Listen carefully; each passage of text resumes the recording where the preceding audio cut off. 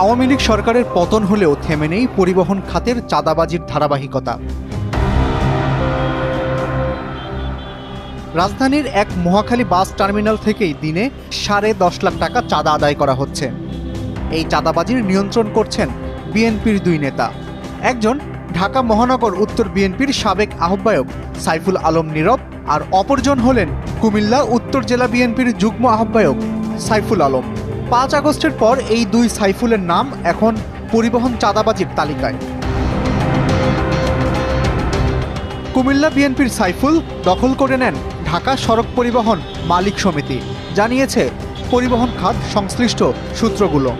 আহ্বায়ক কমিটি গঠন করে সাইফুল দেশের পরিবহন খাত নিয়ন্ত্রণ করছেন।